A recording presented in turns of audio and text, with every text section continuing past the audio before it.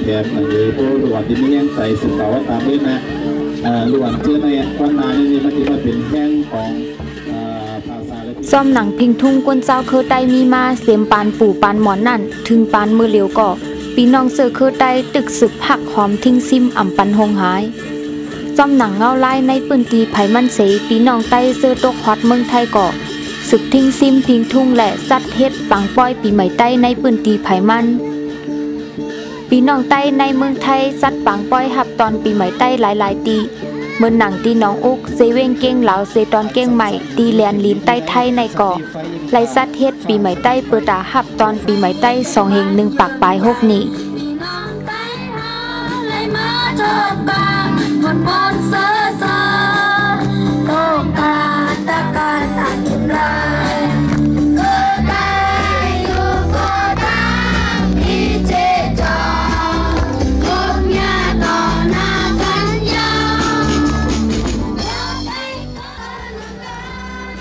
ตีในเกาะมีปีน้องไต้หลายตีมากเขาโฮมซ่อมแหล่มีวงไห่ตึงโนเนม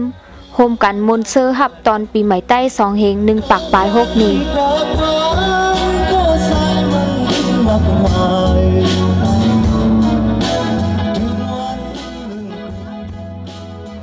พี่น้อ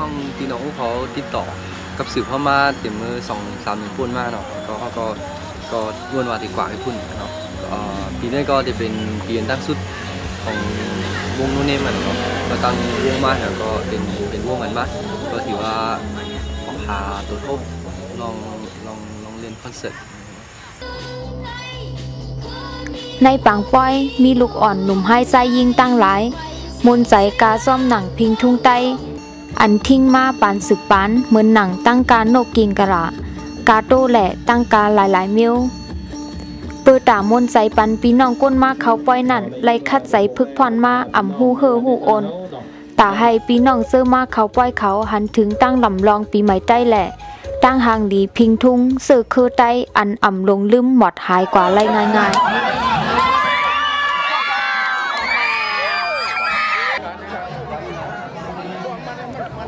เลือเสนนั่นอ่ำกามีปลาไปเลียนแหงเมื่อหนังจันเจิกเลียนเขกันขึ้นลักเสาน้ำมันเจอไหนฟังคณะกรรมการด้วยฟังคณะกรรมการด้วย1 2 3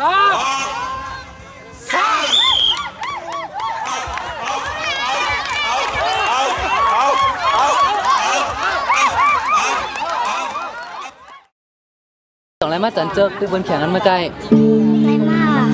เราอ่ะของเราอ่ะของเราเมื่อไรมาจันเจอจังเขาเป๊ะฮะจังเกี่ยวอะไรมาจันเจอเกี่ยวฮะลูกอ่อนใต้เขาก่อไลมนเซอร์แหละเขาโฮมแลนด์เข่งซ้อมลีเกี่ยวมิวนี่ก็เป็นปอยพิงทุ่งเขาและทั้งคนเขาโฮมทั้งคนจัดทั้งก็ใจเงินใจอีกและคนเขาโฮมก็เป็นสิ่งนึงลูกตีปอยนี่ก็วงโนเนมก็ไล่ตัวครบตีดีมีตั้งอย่างผืนฟังมีอย่างมองก็จอยกันข้ามปนมาเลยตั้งหมกซุงหายตึงเข้ามาจอยแถมนี่ครับอันในเลยว่ากรอบการทางให้เราก็ให้เต็มทนให้เราก็เพื่อตั้งน้องเขามาจอยตั้งปีเขาก็เป็นอันท่านใจเต็มทนอันในเขาเพื่อเป็นทุ่งเฮาปีมาเฮาเนี่ยใครให้พี่น้องใต้เอาขาปองใจนำใจควันกันลูกเฮ็ดลูกสั่งเขาเพื่อเป็นพิงทุ่งหนังบ่เต็มหายอย่าไปให้ควนต่างคือทางที่เขา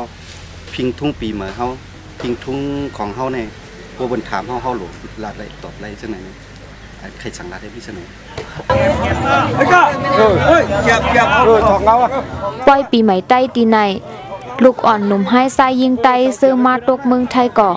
มีตื่อตังเลียบเพี้ยนว่าในวันปีใหม่ใต้ในเปิ้นเฮ็ดสังพองมีสังพองซ่อมหนังพิงทุ่งอันมีมาเสียมือปานก่อนตั้งลำลองแหละตั้งหางหลีพิงทุ่งเฮา